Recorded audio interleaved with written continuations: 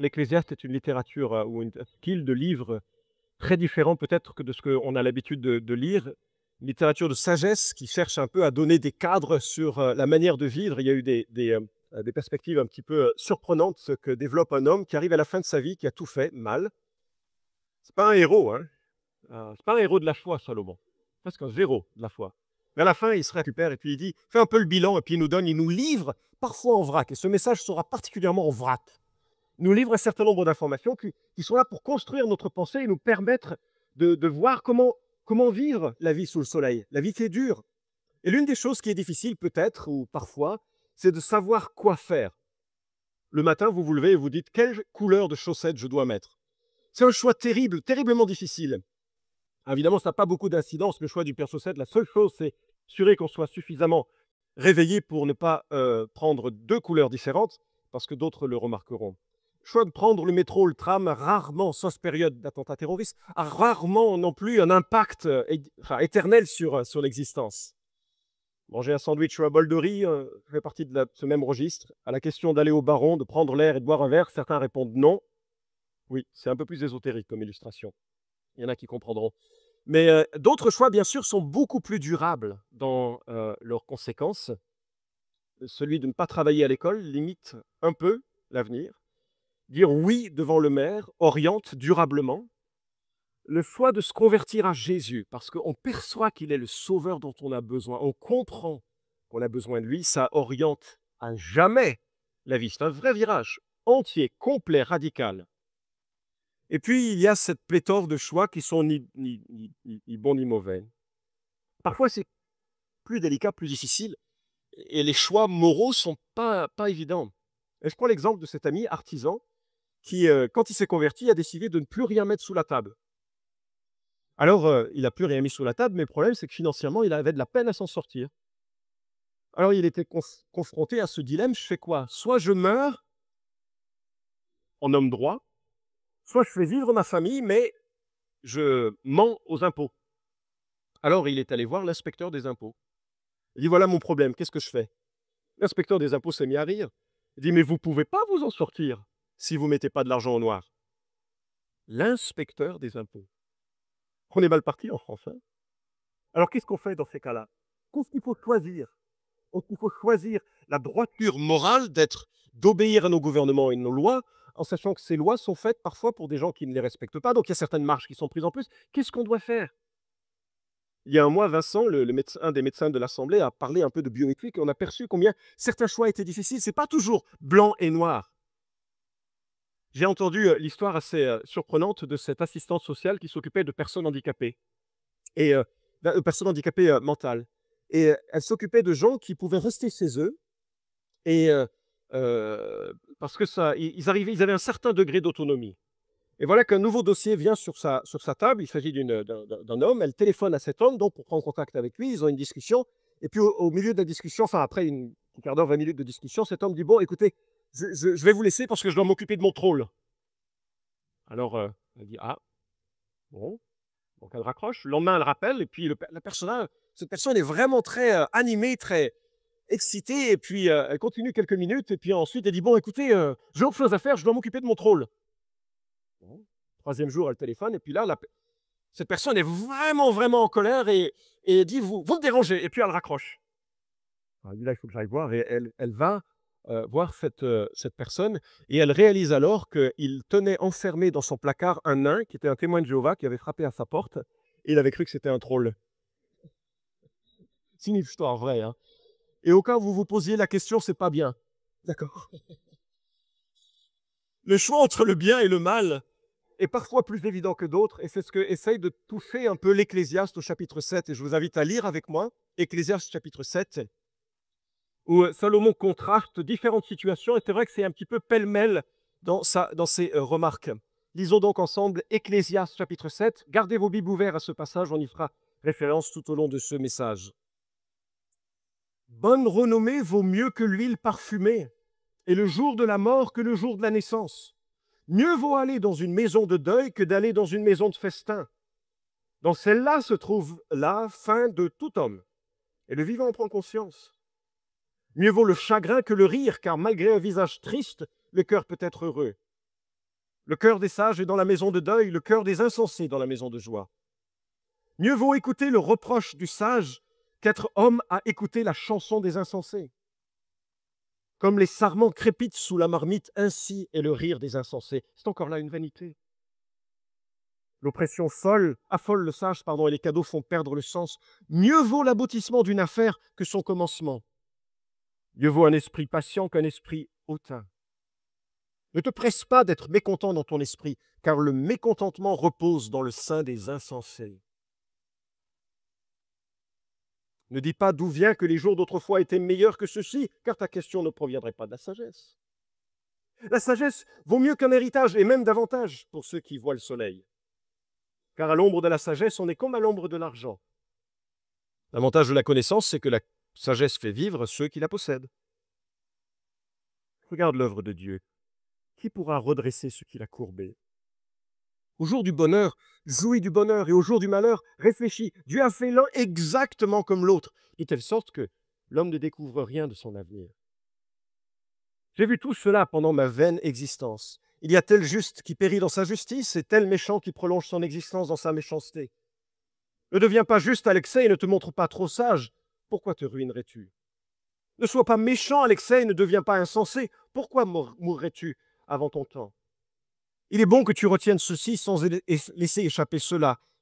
Celui qui craint Dieu trouve une issue en toute situation. La sagesse rend le sage plus fort que 10 gouverneurs qui sont dans une ville. Certes, il n'y a sur la terre point d'homme juste qui fasse le bien et qui ne pêche pas. Ne prends donc pas à cœur toutes les paroles qu'on dit, de peur que tu n'entendes ton serviteur te maudire, car ton cœur reconnaît que tu as toi-même bien des fois maudit les autres.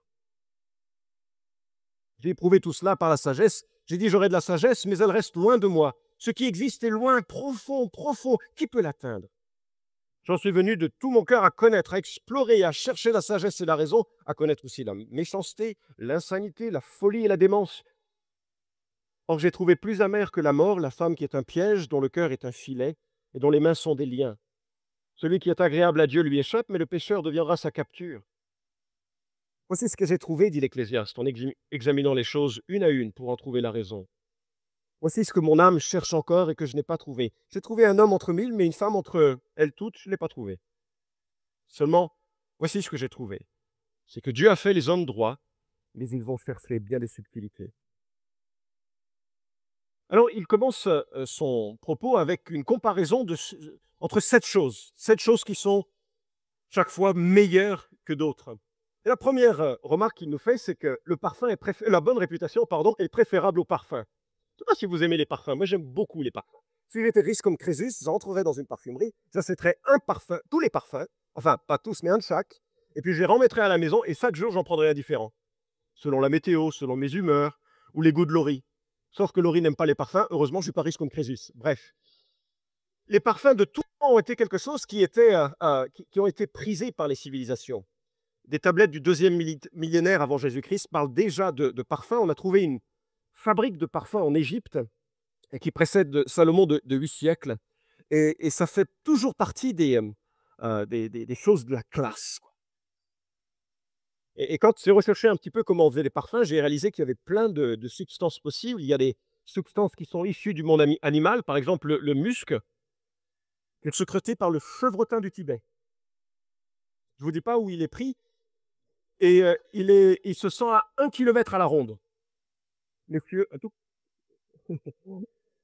Et puis, bien sûr, il y a des choses qui viennent des plantes, des parfums qui viennent des plantes, la rose, le jasmin, l'iris, la violette, ou bien des écorces, ou bien des racines. Enfin bref, Dieu nous a comblés de toute une série de parfums différents pour rendre la vie belle. Mais le problème, c'est que le parfum, n'est-ce pas, c'est qu'un extérieur. Et le problème, c'est un peu ce que cherche à dénoncer Salomon, c'est que c'est sûr que c'est bien le parfum. Dieu n'aurait pas laissé toutes ces bonnes choses dont on peut profiter de la vie si ce n'était pas une bonne chose. Seulement, quand vous voyez un commercial qui rentre chez vous, qui est super bien parfumé, je me dis, il est bon commercial. Ça ne veut pas dire qu'il est bon dans ce qu'il fait.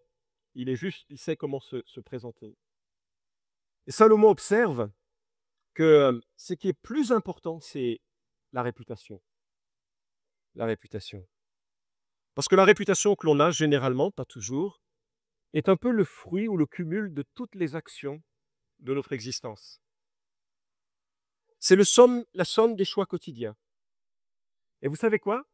Le meilleur moment où on observe la bonne ou mauvaise réputation d'un être, c'est quand il est dans un cercueil.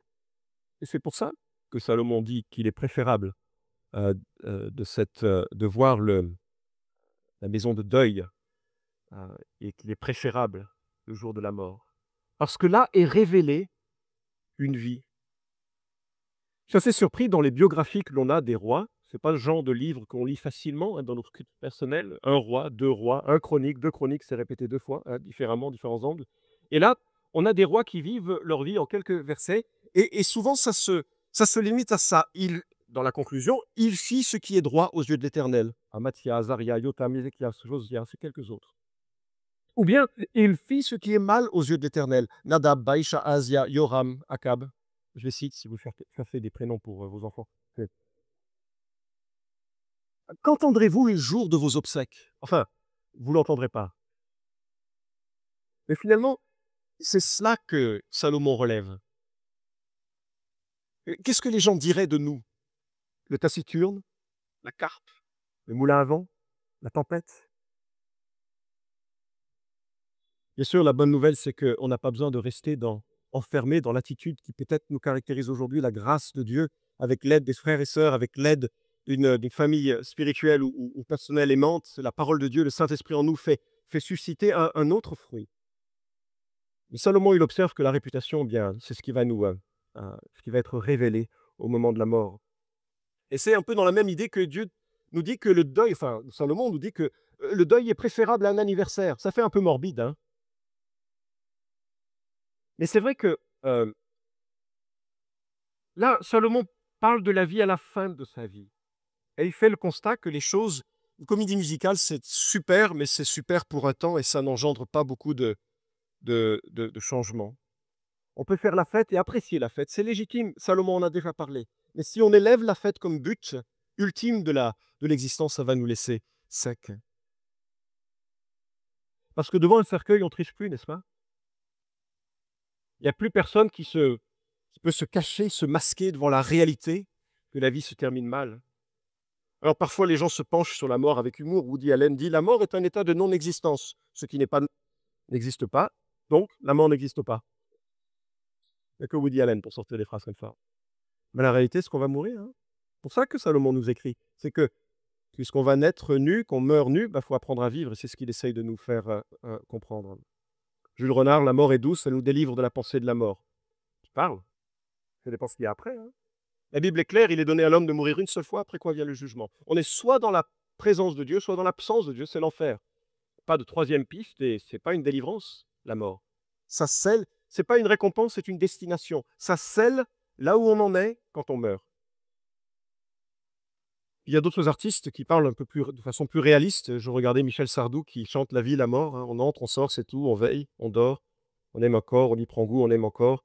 Encore plus fort, encore plus fou. Et puis après la guerre, la paix. Il chante aussi: je ne suis pas mort, je dors. Oui, manière de masquer. Hein.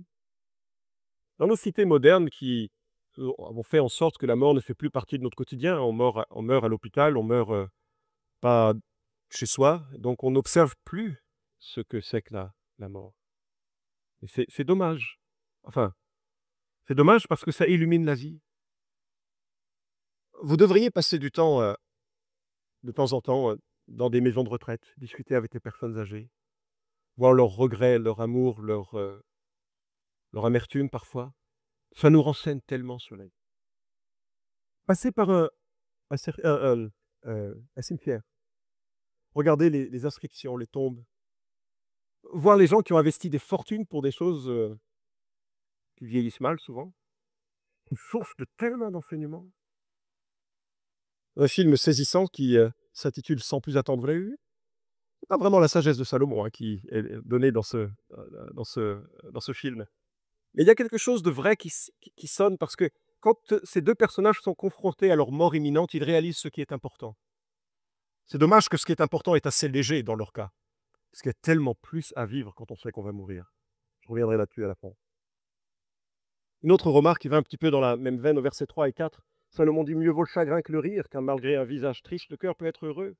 Le cœur des sages est dans la maison de deuil, et le cœur des insensés dans la maison de joie.»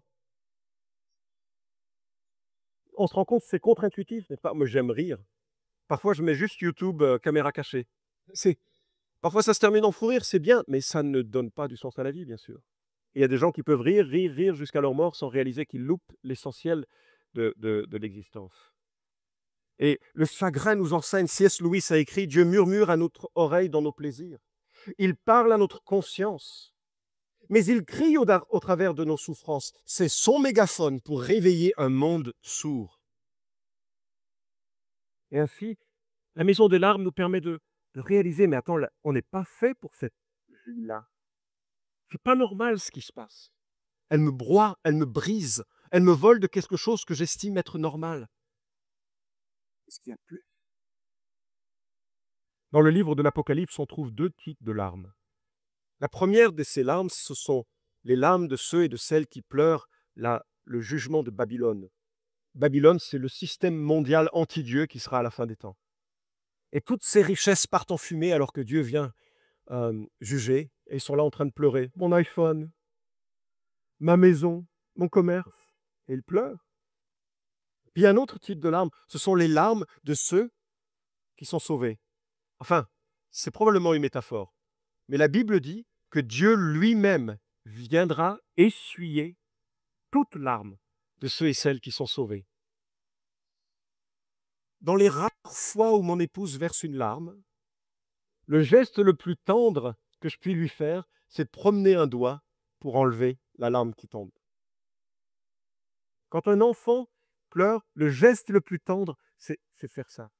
Et vous imaginez le Dieu créateur qui, à la fin des temps, rassemble tous ses enfants, pas les gens qui sont bien, il n'y a personne de bien qui va au paradis, les gens qui sont mauvais mais qui ont réalisé la grâce qui est en Jésus et qui se sont confiés en lui et qui ont vécu parfois des choses difficiles. Le premier acte dans la Nouvelle Jérusalem, c'est Dieu le Père qui prend son doigt et qui enlève cette larme pour qu'il n'y en ait plus jamais. Et la vie, ça fait partie de ces réalisations, n'est-ce pas? On a, sur nos 3 enfants, il y en a un qui est déjà parti à 9000 kilomètres et le deuxième part bientôt au même endroit. C'est curieux quand même que sur les 3, il y en a 2 qui partent le plus vite possible, le plus loin de la planète. C'est une autre question. Mais dans l'ensemble, finalement, ça cristallise bien la vie sous le soleil. Elle est faite de ces joies merveilleuses et puis de ces tristesses réelles, parce que rien n'est stable, parce que rien ne dure, parce que tout évolue, parce que la santé se perd, parce que des hommes partent, parce que la vie est comme ça. Et que le fait de le réaliser, c'est quelque chose qui nous permet de prendre de la distance avec la vie. On n'est pas fait pour cette terre-là. Et c'est dans le deuil, dans la tristesse que soudainement on se dit: mais Jésus, quel bonheur de te connaître. Ils peuvent partir, on les retrouvera pour l'éternité. Les choses peuvent changer. La vie éternelle, la vie pleine dans une communion avec Dieu et dans une communion les uns avec les autres, elle commence bien sûr maintenant. Et elle est riche maintenant. Salomon en a déjà parlé. Mais elle est réellement complète au temps de l'éternité. C'est pourquoi les couples doivent s'embrasser souvent. Parce que le jour vient où ils ne pourront plus s'embrasser. Parce que la mort aura pris l'un d'entre eux. C'est pourquoi les parents doivent dire à leurs enfants leur amour. Parce que le jour vient où ils ne seront plus près de là. C'est pourquoi les jeunes couples doivent, si Dieu leur permet, avoir des enfants pour transmettre cet amour. Et puis vivre ces bons moments et ces larmes et tout ça. Et puis les couples qui n'ont pas d'enfants ou des célibataires qui n'ont ni l'un ni l'autre, puis réaliser qu'ils ont quelque chose de meilleur, alors qu'ils s'investissent dans la vie d'autres enfants ou dans la vie de ministère que Dieu leur donne, parce que Ésaïe 56 nous dit: car ainsi parle l'Éternel aux eunuques qui garderont mes sabbats, qui choisiront ce qui m'est agréable et qui demeureront fermes dans mon alliance. Je leur donnerai dans ma maison et dans mes murs un monument et un renom préférable à des fils et à des filles. Je leur donnerai un nom éternel qui ne sera jamais retranché. Choses de la vie passent et on les apprend souvent dans la maison de deuil. Une autre remarque que fait Salomon, c'est que la correction est préférable à la flatterie. Mieux vaut écouter le reproche du sage qu'être homme à écouter la chanson des insensés. Souvenez-vous que Salomon était un roi et que tous les rois sont courtisés. Vous imaginez être président de la République et vous entendez jour et nuit, probablement, le cliquetis des vagues des gens qui vous demandent « S'il te plaît » ou « Est-ce que tu as pensé à ça ?» ou bien « Je voudrais qu'il y ait ça en France ». Ça ressemble vraiment au cliquetis des vagues, comme le dit Salomon, peut-être jacasserie de canard.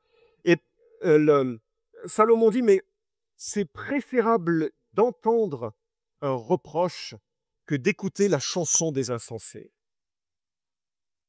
Le thème du reproche accepté est fréquent dans le livre des Proverbes. Je sais que c'est pas très populaire. Je sais que je réagis mal spontanément aux reproches. J'ai encore beaucoup de chemin à faire dans ma sanctification. S'il y en a qui savent comment le réaliser, vous venez m'apprendre. Hein, mais naturellement, quelqu'un qui fait un reproche, spontanément, il y a des choses qui ne sont pas très chrétiennes qui me viennent à l'esprit. Je ne sais pas vous, hein. Mais Proverbe 3,11 nous dit « Ne méprise pas, mon fils, la correction de l'Éternel. Ne t'effraie pas de sa réprimande. » Écoutez Proverbe 15,5, ça scotche. « Le stupide dédaigne la correction de son père, mais celui qui a égard à la réprimande agit avec prudence. » C'est un verset à prendre à rebrousse-poil avec les enfants. Proverbe 15,32, celui qui rejette la correction méprise son âme, mais celui qui écoute la réprimande acquiert l'intelligence. Salomon il déballe toute une série de conseils pour, contre, d'attitudes et nous dit, franchement, c'est beaucoup mieux d'entendre un reproche. Et je me dis, Seigneur, aide-moi à les entendre. Aide-moi à entendre le reproche des frères et sœurs qui mettent le doigt sur quelque chose que j'ai besoin d'entendre. Aide-moi à entendre le reproche d'un enfant qui met le doigt sur quelque chose que j'ai besoin de comprendre. Un collègue, un voisin. Et Salomon observe que, à ce sujet, le plus grand danger, ce sont les cadeaux. Je me souviens très clairement dans ma tête de quelqu'un qui a mis un plan au point pour me rouler dans la farine. Et son premier acte, c'était un cadeau. Son deuxième, c'était du violon. Qu'est-ce que je me sentais bien. Son troisième, c'était de lâcher la bombe. Et j'étais pris au piège. Parce que quand on a nourri un petit peu le bien-être par des cadeaux, des louanges, etc., c'est très difficile de réagir correctement avec une bombe où il souhaitait obtenir quelque chose. Cinquième attitude que Salomon observe, l'achèvement au commencement, mieux vaut l'aboutissement d'une affaire que son commencement. C'est peut-être pas la pensée la plus profonde de l'Ecclésiaste, mais je me dis ça doit aussi nous enseigner peut-être une certaine retenue et humilité devant les projets que l'on peut avoir et où un peu comme Jacques nous dit, hein, à vous maintenant qui dites aujourd'hui ou demain nous irons dans telle ville, nous y passerons une année, nous y ferons des affaires, nous réaliserons un gain. Vous qui ne savez pas ce que votre vie sera demain, vous êtes une vapeur qui paraît pour un peu de temps et qui ensuite disparaît. Vous devriez dire au contraire, si le Seigneur le veut, nous vivrons. Nous ferons ceci ou cela. Et puis une qualité qu'il souhaite relever, la patience est préférable à l'irritabilité. Alors je sais que je parle à des gens qui sont globalement patients dans cette assemblée, puisque déjà vous passez un peu ce message, mais c'est vrai que c'est peut-être la difficulté que l'on a dans une vie qui devient de plus en plus rapide, à s'énerver dans les embouteillages, de toujours accueillir la faiblesse des autres avec compréhension, d'encourager ceux qui sont abattus. Ça se cultive, bien sûr. Mais quand Paul parle des êtres humains qui ne connaissent pas Jésus, il dit d'eux, écoutez bien, des enfants de colère. Et je me dis, la qualité intrinsèque de l'être humain, sans que le Saint-Esprit vienne l'aider, c'est l'irritabilité. Vous ne trouvez pas? Je ne sais pas si vous serez d'accord avec cette observation de l'apôtre Paul, mais ce qu'on est naturellement porté vers l'impatience et vers la colère. Est-ce que Salomon observe, c'est que ça vient du mécontentement. Mécontentement. Observer toujours les choses qui vont mal et les dire. C'est ce qui suscite progressivement cet esprit irrité et irritable et irritant. Ne te presse pas d'être mécontent dans ton esprit. Il y a un verset à mémoriser sur les attitudes. Ne te presse pas d'être mécontent. C'est curieux comme. Il y a que mets le frein sur cette attitude. Mets le frein. Sagesse préférable à l'héritage. On l'a déjà tellement vu que je ne vais pas prolonger. Même s'il observe que la sagesse a finalement un avantage limité, il a quand même un petit avantage. On peut quand même vivre avec une telle sagesse. Salomon ayant parlé un peu de ce qui était meilleur par rapport au moins bien, je ne sais pas si ça a mis le doigt sur l'une ou l'autre attitude qui était peut-être à considérer. Mais ensuite, il parle de quelque chose qui est particulièrement agaçant sous le soleil. Ça monte un petit peu et ça va aller crescendo dans sa dénonciation un peu des choses qui sont contre le Seigneur. La première chose, c'est l'idéalisme. Salomon observe, regarde l'œuvre de Dieu. Qui pourra redresser ce qu'il a courbé? Vous avez remarqué? La vie est frustrante, d'accord? On l'a observé en long, en large, en travers, et c'est ce qu'on entend hein, toujours. C'est frustrant, là. L'amour est frustrant, le travail est frustrant, les repas sont frustrants. Tout est frustrant presque, naturellement, dans la vie. Et vous avez remarqué d'où ça vient? Regarde l'œuvre de Dieu. Qui pourra redresser ce qu'il a courbé? Vous savez quoi? C'est Dieu qui a courbé le monde. Oui, je pensais que ça susciterait plus de surprise, mais c'est Dieu qui a courbé le monde. Lorsque Dieu a créé le monde, il était parfait, c'est ce qu'il nous dit d'ailleurs le verset 29. Dieu a fait les hommes droits, mais ils ont cherché bien des subtilités. Dieu a créé un monde parfait. Les hommes et femmes de ce monde ont rejeté Dieu et le monde a été maudit. Il y a sur les moissons maintenant des chardons. Il y a sur les relations humaines des problèmes. Dieu a courbé le monde. Pourquoi? Pour que ça fasse mal. Pourquoi? Pour que surtout, on ne pense pas que tout va bien sur cette terre. Quand je mets la main sur une flamme, ça fait mal. Et c'est ça qui me protège. Parce que quand je sens le mal de la flamme, je retire ma main très vite. Je ne veux pas que ma main brûle. C'est le problème de ceux qui ont la lèpre. La lèpre, ils n'ont plus de sensation et ils se font mal comme ça, ils se blessent. La sensation est utile. La sensation de la frustration du monde, elle est importante pour qu'on réalise qu'on doit prendre un autre chemin. Alors, ça crée l'observation suivante, c'est qu'il faut faire le deuil d'un certain idéalisme.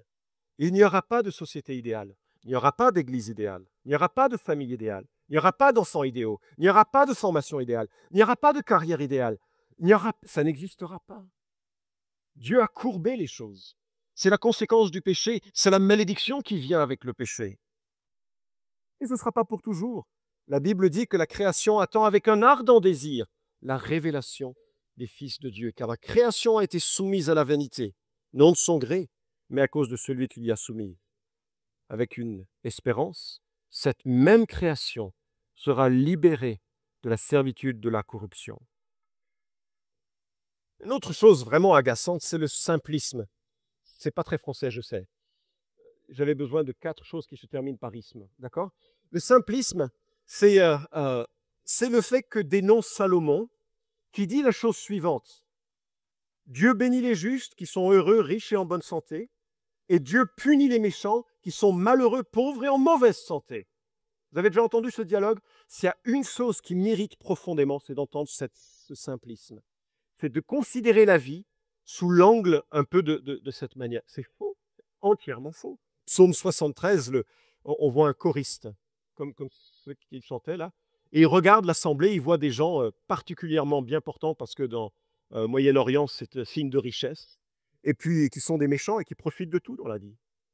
Et il y a parfois cette notion chez les évangéliques, hein, que si tout va bien, c'est que tu aimes Dieu.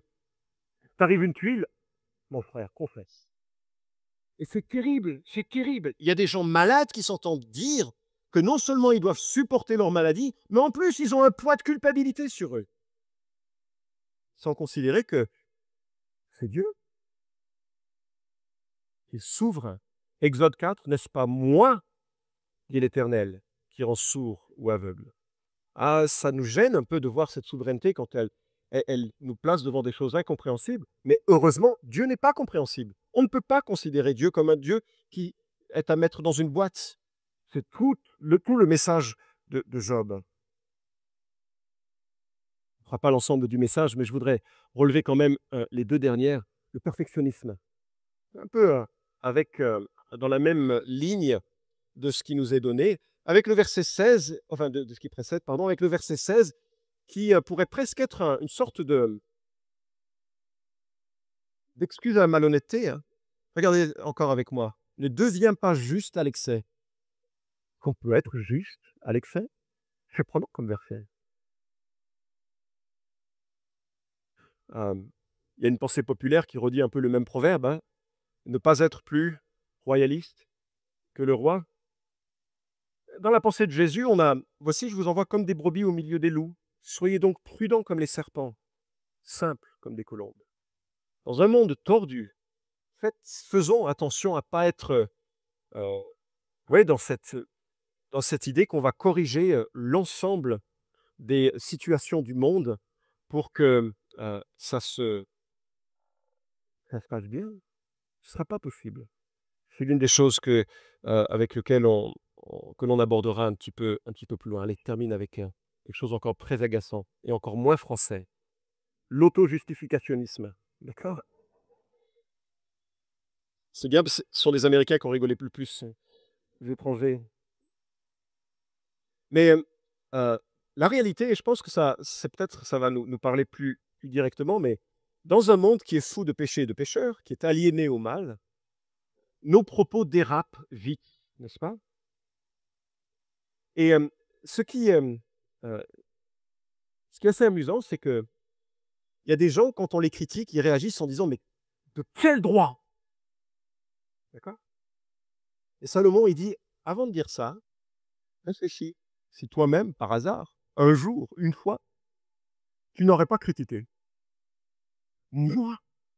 Moi? Tu dis ça de moi?» Et on se justifie, alors que devant la critique, qu'est-ce que, il serait juste de dire? Eh bien, puisqu'il n'y a sur la terre aucun juste qui fasse le bien et qui ne pêche pas, toute critique que vous entendez sera toujours plus généreuse que ce que vous méritez.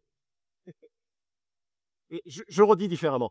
Quand quelqu'un me critique, la première chose que je fais, bon, ça dépend des jours, mais la première chose que je dis, c'est: «En fait, je suis bien pire que ce que tu peux penser de moi». C'est vrai. La personne qui me critique sur une attitude, une parole que j'ai pu avoir faite qui était erronée, elle ne voit pas ce qu'il y a dans mon cœur. Et la réalité devant Dieu, c'est que je suis un pécheur, mais bien plus grand que ce qu'elle me dit. Je peux prendre de la distance avec la critique des autres. Pas besoin de me justifier. Je peux admettre que je suis pécheur. Je peux l'accepter. Dieu le sait d'ailleurs. Alors plutôt d'essayer de me défendre et de me protéger, je n'ai pas besoin. Je peux dire: «Tu as raison». Enfin, peut-être sur ce point, je vais réfléchir, je vais examiner mon cœur. Mais c'est bien pire que ça, en fait. C'est marrant, les gens disent: «Ah, ça coupe la critique». Il n'y a rien de pire que critiquer quelqu'un qui est près de l'entendre. Ensuite, on a envie de le consoler, hein,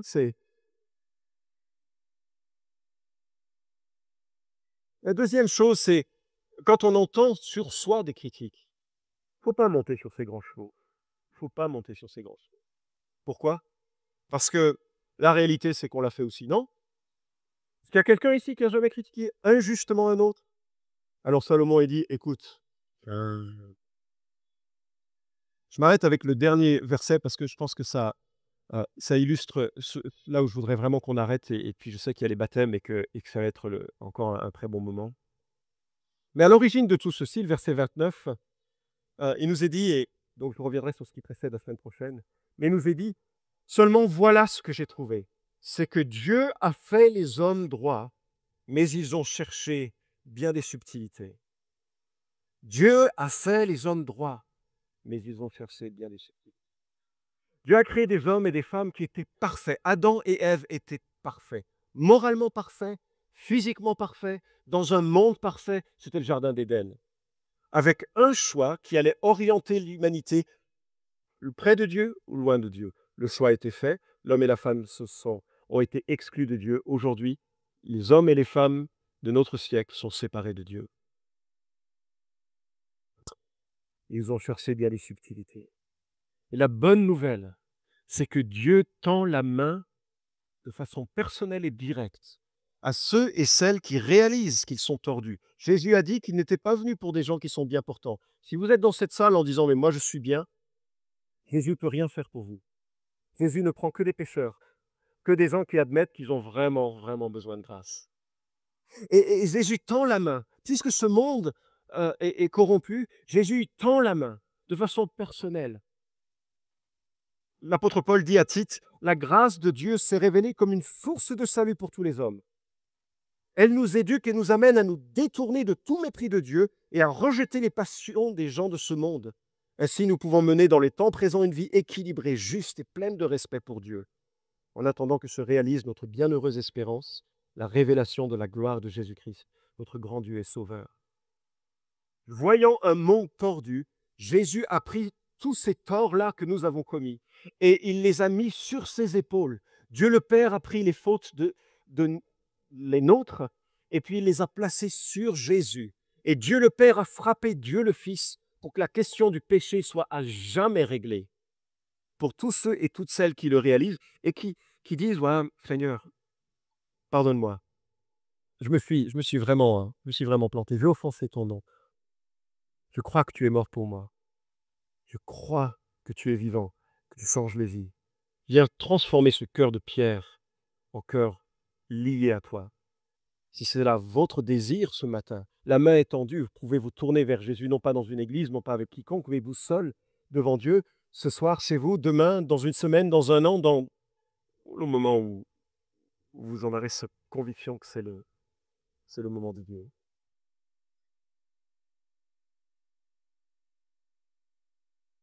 Seigneur notre Dieu, je sais que ce que Salomon décline dans des propos, dans des proverbes qui ne sont pas toujours faciles à comprendre ou à vivre, je sais quand même qu'il y a des choses sur lesquelles tu voudrais vraiment appuyer sur notre cœur.